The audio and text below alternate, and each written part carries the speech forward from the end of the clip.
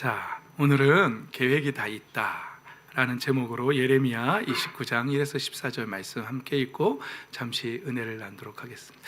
영화 제목, 영화 대사 같지요? 계획이 다 있다.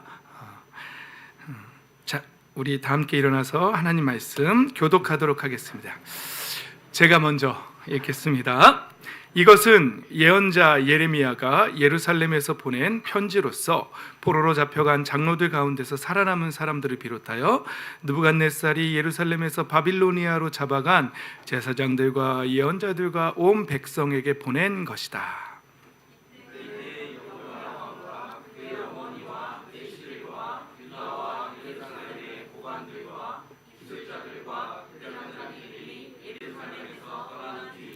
이 편지는 유다 왕 시드기야가 바빌로니아 왕 느부갓네살에게 보낸 사반의 아들 엘리사와 hil기야의 아들 그마랴를 시켜 바빌로니아로 전달하였다. 다음은 편지의 내용이다.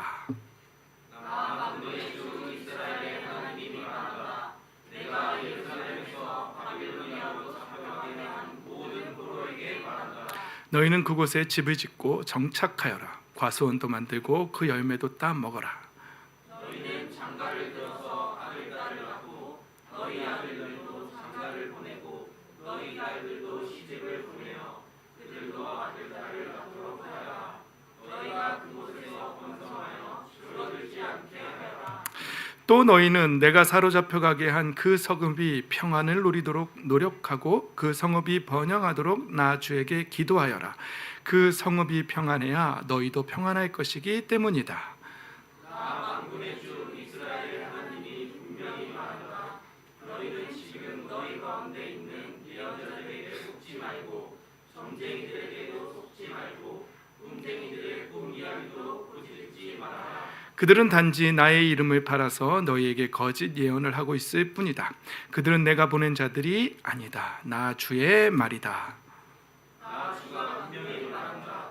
너희가 바빌로니아에서 70년을 다 채우고 나면 내가 너희를 돌아와 너희를 이곳으로 다시 데리고 오기로 한 나의 은혜로운 약속을 너희에게 그대로 이루어 주겠다. 너희를 두고 계획하고 있는 일들은 오직 나만이 알고 있다. 내가 너희를 두고 계획하고 있는 일들은 재앙이 아니라 번영이다. 너희에게 미래에 대한 희망을 주려는 것이다. 나 주의 말이다. 너희가 나를 두고 나에게 와서 기도하면 내가 너희의 호소를 들어주겠다. 너희가 나를 찾으면 나를 만날 것이다. 너희가 온전한 마음으로 나를 찾기만 하면 내가 너희를 만나주겠다. 나 주의 말이다. 내가 너희를 포로 생활에서 돌아오게 하겠다. 내가 너희를 쫓아보냈던 세상의 모든 나라, 모든 지역에서 너희를 모아오겠다. 내가 너희를 포로로 보냈으나 나는 너희를 그곳에서 너희의 고향으로 다시 데려오겠다. 나 주의 말이다. 아멘. 할렐루야. 우리를 향한 하나님의 계획이 있는 줄 믿습니까? 그 계획은 재앙이 아니라 희망이고 미래에 대한 소망인 줄 믿습니다. 아멘. 그 하나님의 계획이 온전히 우리의 삶 가운데 이루어지기를, 그 계획을 소망하고 신뢰하며 앞으로 나아가게 되기를 예수님의 이름으로 축복합니다. 자리에 앉겠습니다. 오늘 내용은 이스라엘, 이 시대 상황은 이제 이스라엘이 이미 바벨론의 느부갓네살 왕한테 졌고 전쟁에서 패했고 포로로 끌려간 상황인데, 예레미야 선지자는 안 끌려간 상황이에요. 그런데 예레미야 선지자가 거기에 끌려간 사람들한테 편지를 보낸 거예요. 편지의 내용은 대략 뭐죠? 거기서 집도 짓고 아들, 딸도 낳고 과수원도 짓고 번영하고 줄어들지 말라고. 왜냐하면 하나님이 그곳에서 포로로 잡혀 있게 하는 기간을 몇 년으로 정하셨죠? 70년으로 정하셨기 때문에. 그런데 거짓 예언자들이 막 무슨 말들을 한 거예요. 점쟁이들, 꿈쟁이들이 금방 끝나 막 이렇게 이렇게 했겠죠. 그러니까 거기 있는 사람들이 두 부류로 나눠질 것 같아요. 곧 끝날 거야. 아니면 다 끝났어. 자포자기 하는 사람이 있을 수 있고, 그리고 금방 끝날 거야라고 하고 아무것도 안 하는, 그렇죠? 고향으로 돌아갈 날만 기다리는, 아무것도 하지 않는 그런 사람도 있을 것 같았어요. 그래서 예레미야는 그런 사람 말 듣지 말고 하나님의 계획은 70년이니까 그동안에 열심히 기도하고 거기서 또 자리 잡고 있어라. 하나님의 계획이 다 있다. 그러나 그 계획은 재앙이 아니고 장래에 대한, 미래에 대한 희망이다. 그러니까 뭐 하는 거예요? 하나님의 계획에 대한 신뢰를 가지고 믿음으로 나아가라는 거죠. 상황은 그래요. 쉽지 않은 상황이에요. 포로로 끌려간 상황이에요. 여러분 한번 생각해 보세요. 우리나라도 일제 식민지 시대 때 일본으로 끌려간 사람도 있고, 저 시베리아, 만주 뭐 이런 데로 끌려간 고려인들도 있고 많이 있잖아요. 심정이 어땠을까요? 많이 힘들었겠죠. 그렇죠. 그때에 사람들은 왜, 많은 사람들이 자살하는 사람들도 있잖아요. 언제 자살하는지 아세요? 희망이 없을 때, 소망이 없을 때 자살을 합니다. 근데 하나님은 하나님의 자녀들에게 희망을 가지라고, 나를 신뢰하라고, 다 계획이 있다고, 그리고 그 희망을 가지고 버티라고, 그리고 믿음으로 기도하라고 그렇게 말씀하시는 거예요. 예레미야 선지자를 통해서. 이 말씀 우리에게도 하시는 말씀인 줄 믿습니다. 아멘. 이걸 하나님의 계획을 신뢰하는 사람들은 다시 일어서서 걸어갈 수 있어요. 그런데 그거 하나님의 계획은 없어. 내 팔자는 뭐 이 모양에 뭐 이러면서 비관적이고 그렇게 염려, 금신, 걱정에 사로잡힌 사람들은 앞으로 나아갈 수가 없어요. 자포자기하고 쓰러지고 말 거예요. 그건 누가 원하는 걸까요? 우리의 원수 마귀 사탄이 원하는 거겠죠. 우리는 그렇게 살면 안 돼요. 하나님이 우리의 인생을 붙잡고 계시고 우리를 향한 계획이 있다. 근데 그 계획은 나쁜 계획이 아니고 희망이다. 네. 그걸 확신하는 사람들은 아멘 하고 일어설 수 있습니다. 저와 여러분이 하나님의 말씀을 붙잡고 아멘 하고 앞으로 전진하는 사람 다 되시기를 예수님의 이름으로 축복합니다. 아멘. 좋습니다. 제가 주중에 어느 영상을 하나 봤어요. 재밌는, 아주 마음이 따뜻해지는 영상이었는데 무슨 사회 실험 뭐 이런 거였어요. 공원에서 사람들이 이렇게 돗자리 깔고 놀고 있는데 어느 한 우리 다이만한 아주 예쁜 귀여운 천사 같은 여자 아이가 이제 이렇게 채은이도 해줄까? 채은이 같은 천사 같은 아이가 이렇게 스케치북 하나를 들고 어떤 이제 거기에 놀고 있는 쉬고 있는 사람한테 찾아가서 이제 이렇게 그 음악을 좀 들어달라고 하면서 헤드폰을 껴주고 아주 잔잔한 음악을 듣게 하면서 스케치북을 한 장 한 장 넘기면서 이렇게 보여주는 그런 스타일인 거예요. 근데 이제 첫 장에 딱 넘기니까 언니가 너무 이뻐서 함께 놀고 싶어서 이렇게 찾아왔어요. 그러니까 사람들이 이제 마음이 나보고 이쁘다니까 좋잖아요. 그러면서 그 내용의 핵심은 이거였어요. 어른들은 모두 다 걱정이 있는 것 같아요. 하지만 너무 걱정하지 마세요. 다 잘 될 거예요. 그리고 언니는 참 너무 이쁜 것 같아요. 그리고 언니가 늘 행복했으면 좋겠어요. 다 잘 될 거예요. 왜냐하면 나 같은 천사가 이렇게 찾아왔잖아요. 뭐 이렇게 한 장 한 장 넘기면서 이렇게 하니까 거기에 그 영상에 나오는 한 대여섯 명의 사람들이 다 그 스케치북을 읽으면서 이렇게 다 우는 거예요. 그래서 저도 울었을까요? 안 울었을까요? 저도 같이 그래요? 하여튼 울었어요. 그래서 마음이 따뜻해졌어요. 그러면서 무슨 생각이 들었냐면, 그래, 모든 사람이 다 근심 걱정이 있지. 그리고 모든 사람은 또 다 저렇게 위로받기를 원하는구나. 그 작은 아이가 가서 별거 아닌 스케치북의 말을 가지고 당신 너무 이쁘다. 그리고 다 잘 될 거다.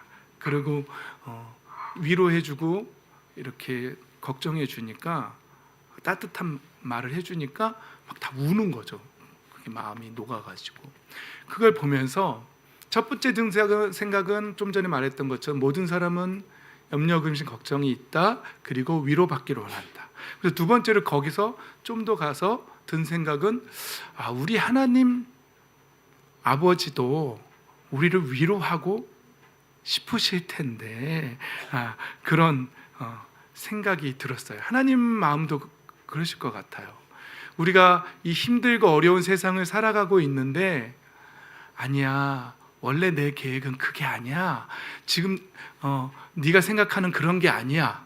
너는 망했다고 생각하지만 너를 향한 나의 놀라운 계획이 다 있어.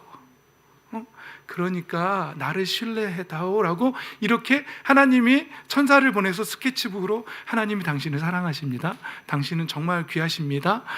당신을 향한 하나님의 계획이 다 있으십니다.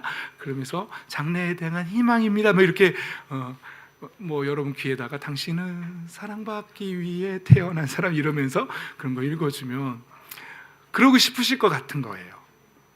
근데 제가 이제 그 역할로 지금 이 자리에 서 있는 거죠. 이제 스케치북도 이렇게 해야 되는데, 근데 저의 설교 스타일은 죄송하게도 똑바로 해라.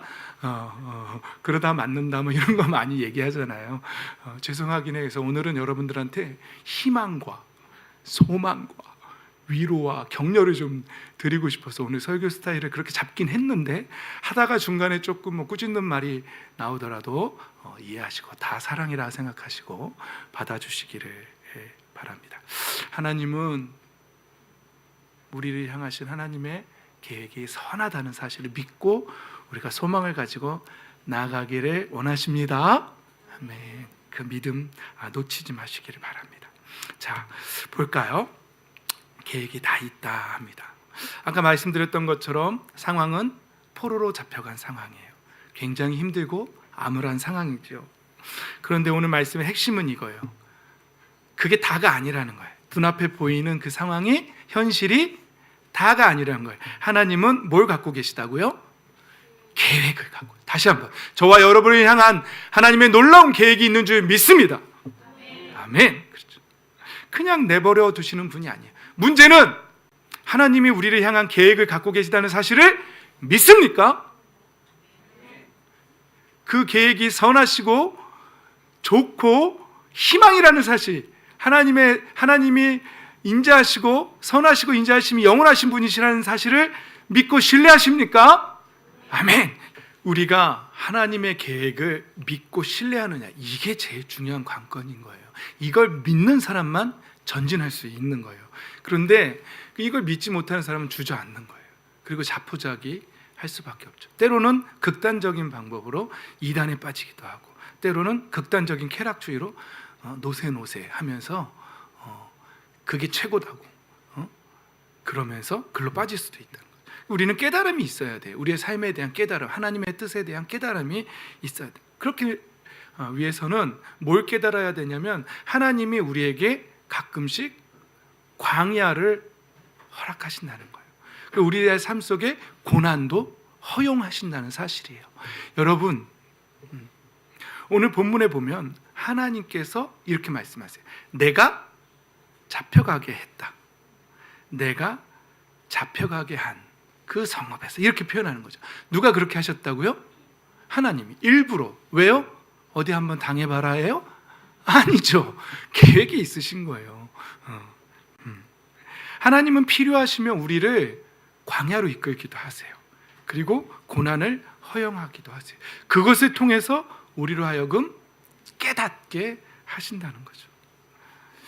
물론 분별을 할 수 있어야 돼요. 하나님이 하신 것도 있지만, 우리가 예를 들어서 우리가 범죄하고서 말이죠, 저윗도를 하고 사람 때려놓고 경찰에 잡혀서 감옥에 갔어. 그래놓고선 왜 하나님이 나에게 고난을 주시냐고 그러면 말이 돼요? 그건 이제 분별하셔야 돼요. 물론 그 상황도 하나님 허용하세요. 다 모든 것이 합력해 선을 이룰 거예요. 어쨌거나 분별은 해야 합니다. 여러분, 왜 광야로 보내시는가? 여러분, 우리 하나님이 처음 우리를 창조하셨을 때를 한번 생각해 보십시오. 그때는 하나님이 이렇게 말씀하세요. 참 좋았다. 개역개정에서는 심히 좋았다, 이렇게 표현하십니다. 그때에는 너무 아름다운 모습이었겠죠. 그때 하나님이 아담과 하와를 광야로 보낼 필요가 있었을까요? 그들에게 고난을 허용할 필요가 있었을까요? 타락하기 이전에? 이유가 없었죠. 하나님과 함께 대면하고 산책하고 대화하던 관계였는데요. 고난을 받을 이유가 없었겠죠.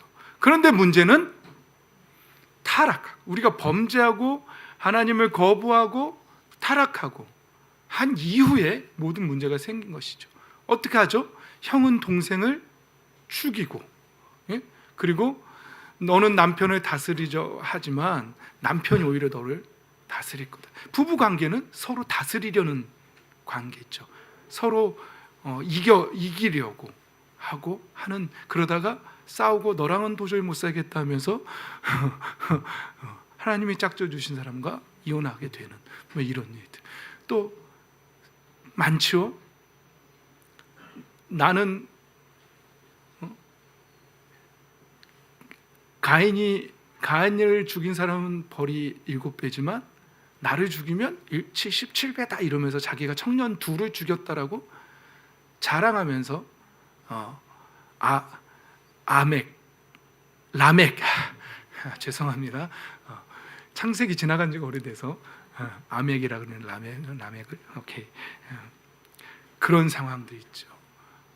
그리고 늘 말씀드리지만 나의 유익을 위해서 사람을 팔아먹기까지 하는 이런 세상이 되어 버렸다는 거죠. 어떻게 해서 내가 원하는 게 있으면 죽여서라도 차지하는 그런 세상이 되어 버렸죠. 그래서 하나님은 우리의 아버지의 자리에서 하나님은 재판장의 모습으로, 심판자의 모습으로 서게 되신 거예요. 그 하나님 책임이 아니에요. 우리가 하나님을 아버지에서 심판의 하나님으로 재판장의 자리로 보낸 거예요.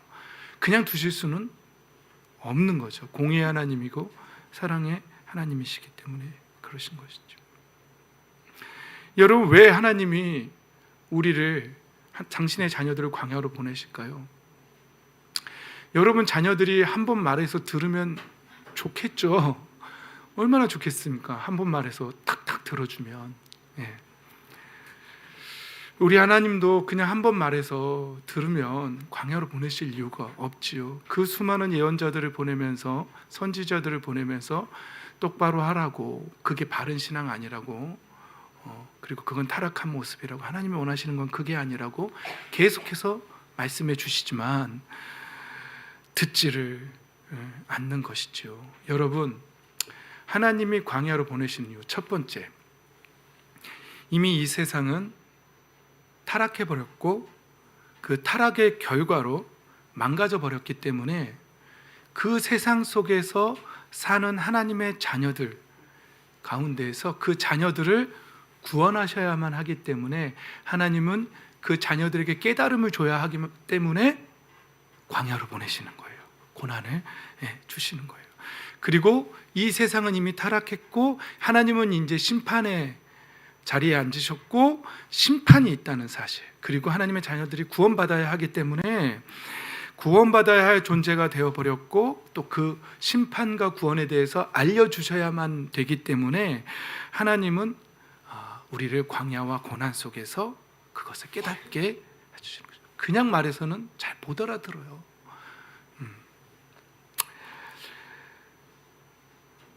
여러분, 예를 들어 볼까요?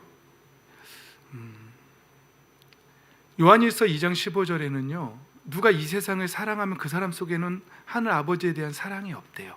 그럼 하나님은 그 사람이 이제 육체와 욕망과 그런 것들에 대해서, 세상 살림에 대한 그런 자랑들, 이런 것들 때문에 그 사람 눈이 머는데 그건 하나님 아버지께서 온 게 아니라 이 세상에서 온 것이라는 거죠. 그리고 이 세상은 이미 타락했고 이 세상은 사라지고 이 세상의 욕망도 사라질 거라는 거죠. 그러나 하나님의 뜻을 행하는 사람은 영원히 남을 것이라고 요한일서에 이렇게 기록되어 있어요. 제가 이 말씀을 묵상하면서 생각한 건 카지노였어요. 우리나라에 저 태백에 가면은요 정성 카지노가 있어요.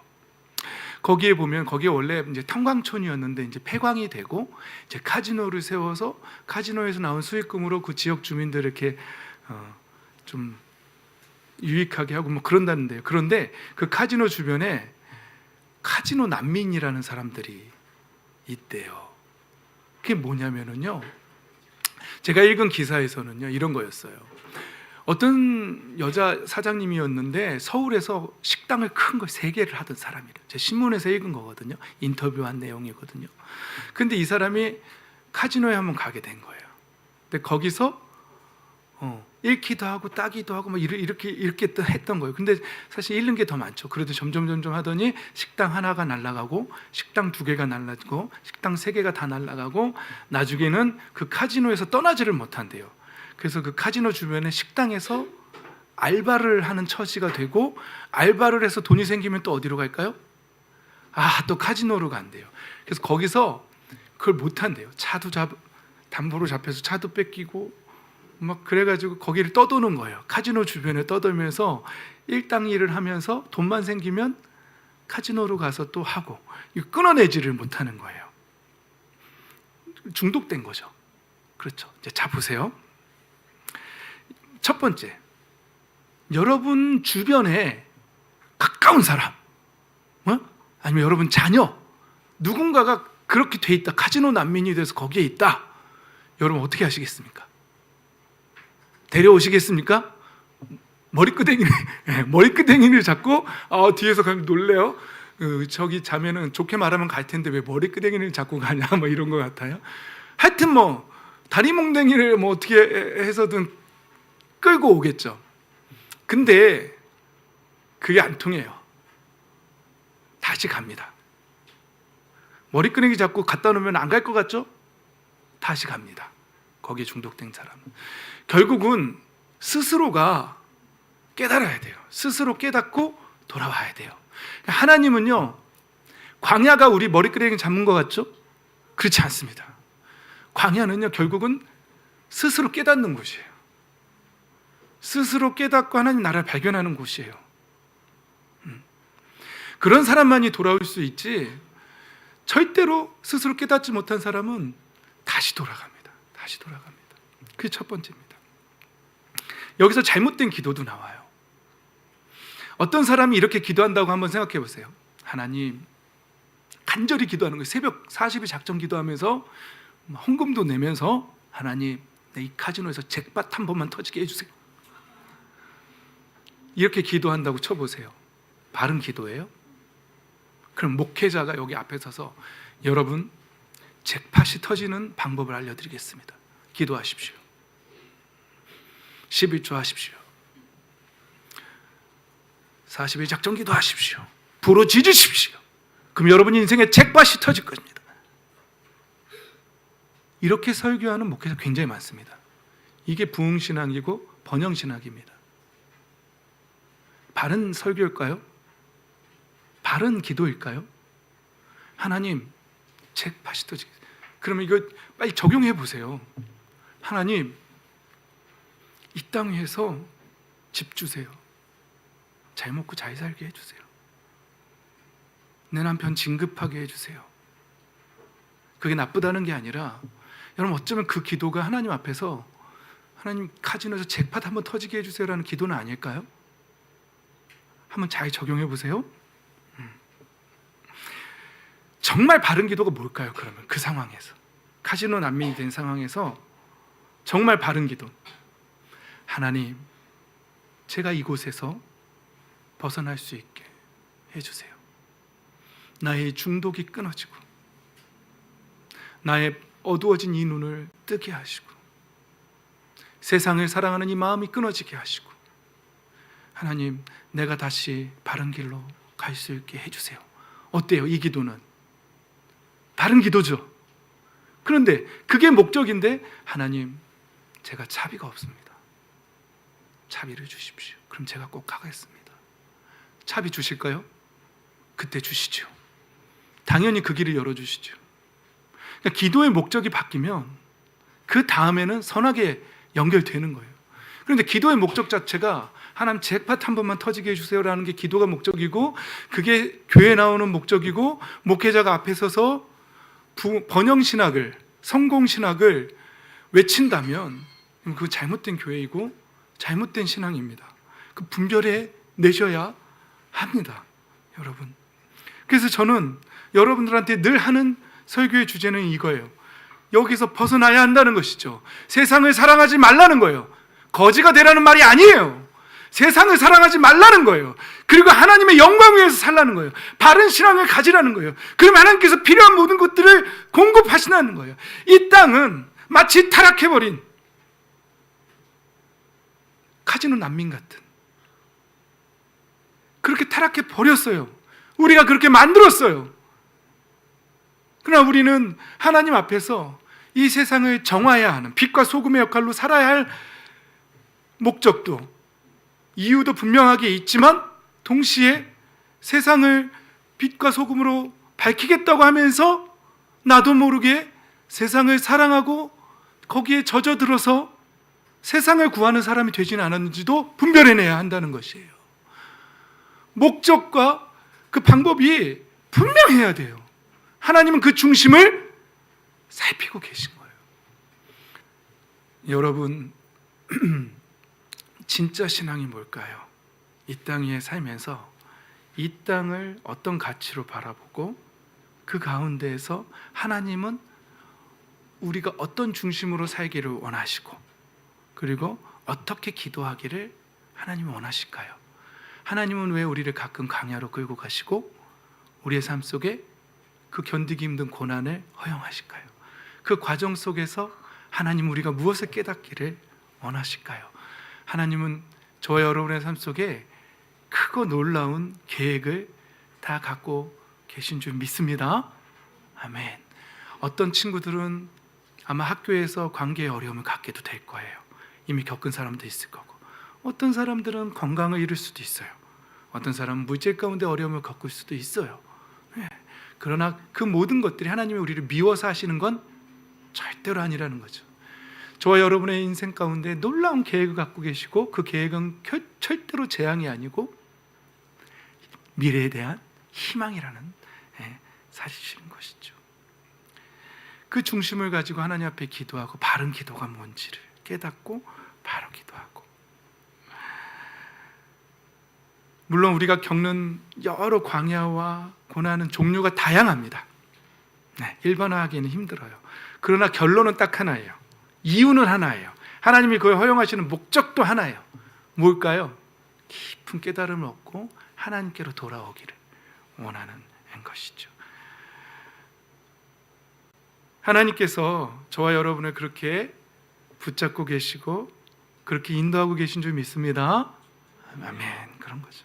근데 우리가 이제 어떻게 살아야 되는지를 다시 한번 나누고 이제 말씀을 마치도록 하겠습니다. 오늘 본문에 보면은요, 하나님의 광야와 그 고난 속에서도 일상을 살아내라고 오늘 본문은 말하고 있어요. 일상을 살아내야 합니다. 집도 짓고 가수원도 만들고 아들 딸도 낳고 그리고 번성하고 줄어들지 말래요. 하나님은 그 포로 가운데서도 하나님 당신의 자녀들이 번성이 줄어들까 봐 그것도 걱정하세요. 절대로 그러지 말고 힘들고 어려워도 일상을 살아내래요. 왜냐하면 하나님의 계획은 70년인데 그럼 긴 거잖아요. 그렇죠? 그러니까 그냥 믿고 일상을 살아내라고, 나의 계획을 믿고 일상을 살아내라고 하나님 말씀하시는 거예요. 어떤 사람은 아까도 말씀드린 것처럼 어떤 사람은 70년이 남았는데 예언자가 이미 얘기했거든요. 그런데도 아니야, 반드시 내가 열심히 기도하면 금방 1년 안에 될 거야 하면서, 왜? 그냥 그럴 것 같아 그러면서 막연한 낙관주의를 가지고 그럴 수도 있죠. 그리고는 열심히 노력도 안 해.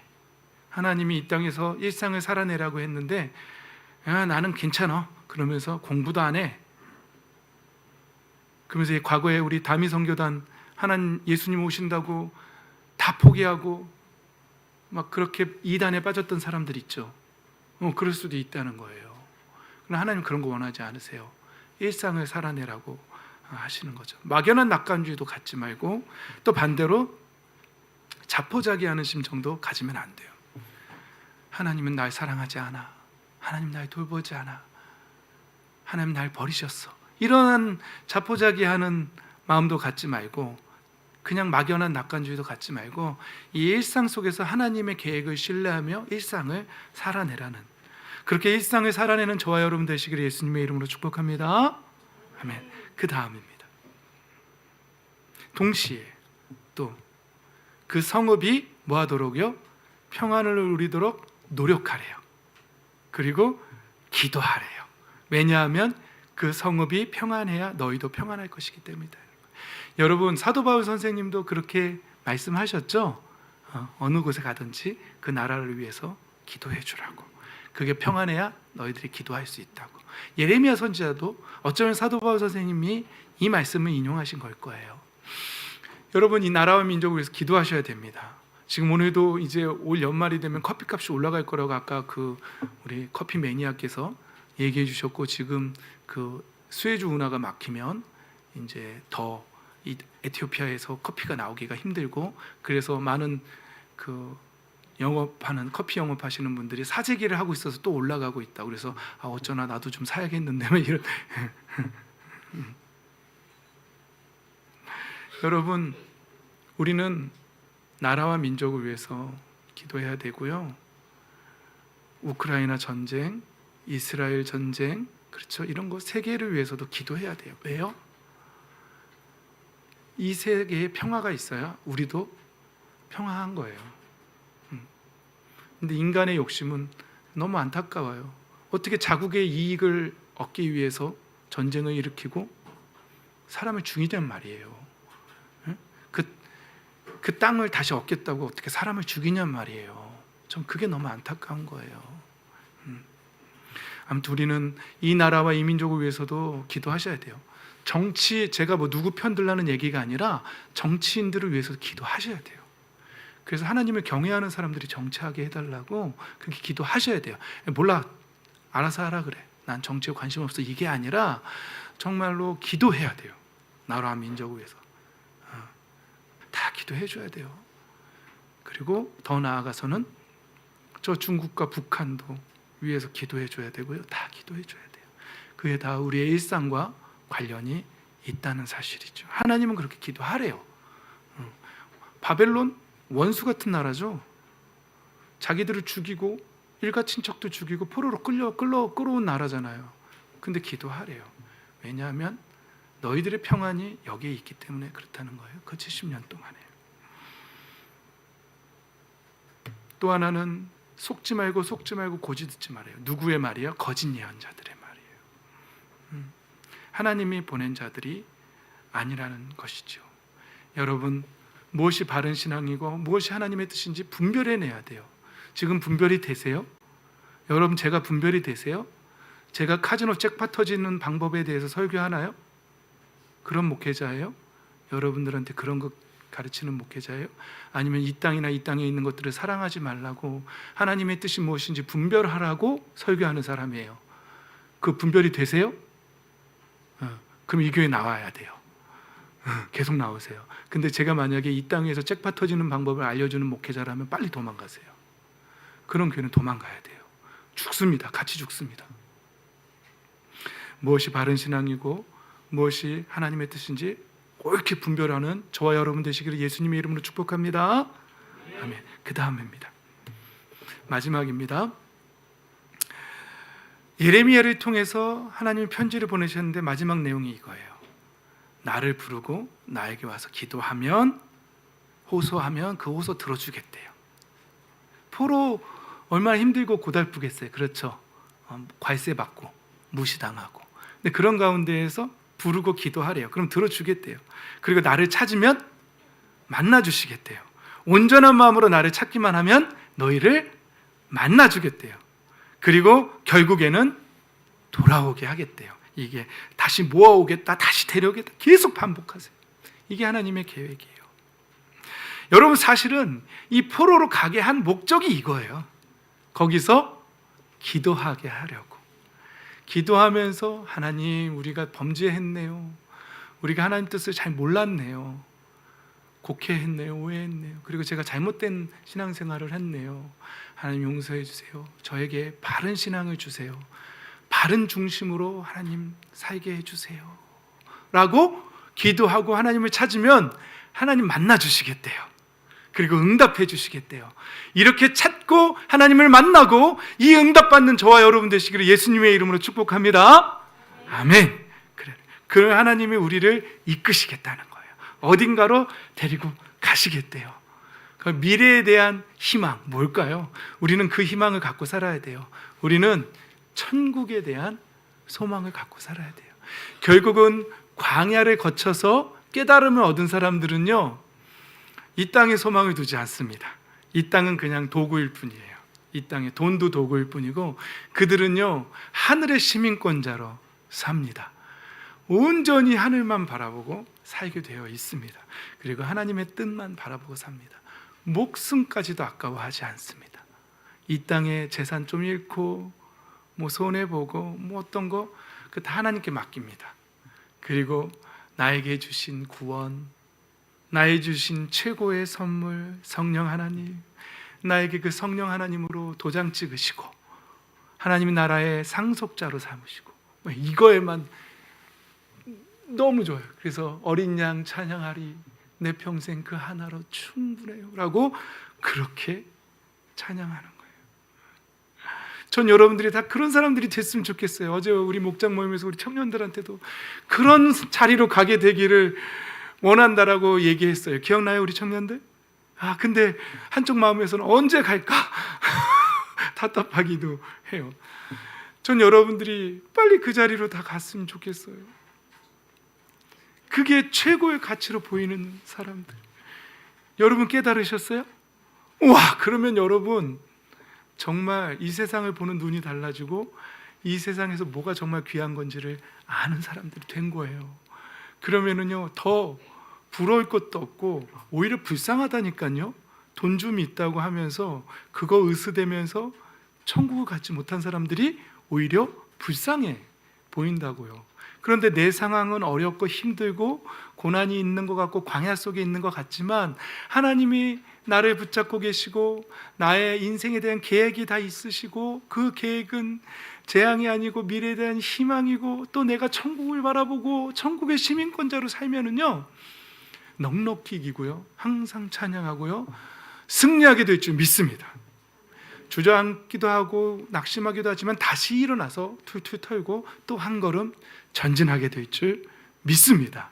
아멘. 하나님은 심판의 자리에 앉으셨지만 여전히 사랑의 하나님이십니다. 그래서 당신의 자녀들이 낙심의 자리에 있지를 원치 않으세요. 하나님의 진짜 마음을 읽기를 원하세요. 알아가기로 하세요. 우리가 성경을 읽는 이유도요 하나님의 마음을 읽기 위해서 읽는 거예요. 그 성경을 읽을 때마다 하나님의 마음을 읽어냅시다. 그래서요 하나님께 감사합니다 하면서 갑시다. 그렇게 감사하면서 하나님의 마음을 읽으면서 중심을 가지고 가는 사람 하나님 반드시 붙잡고 역사합니다. 성경에도 그런 사람이 망한 적 본 적 없다라고 그렇게 나옵니다. 저와 여러분이 정말 그 참 믿음으로 여전히 우리를 사랑하시는 그 하나님, 아니야 그거 아니야, 내 마음은 그게 아니야, 난 너 여전히 사랑해, 너를 바른 길로 인도할 거야, 너를 영원한 생명의 길로 인도할 거야, 너에게 나의 전부를 줄 거야, 너에게 내 나라를 줄 거야 라고 말씀하시는 하나님 앞에 모든 것을 깨닫고 일상을 살아내며 기도하며 부르짖는, 그래서 하나님을 만나고 또 모든 것을 깨닫고 소유하는 저와 여러분이 다 되시기를, 그 평강 가운데 누리는 저와 여러분 다 되시기를 예수 그리스도의 이름으로 축복합니다. 아멘.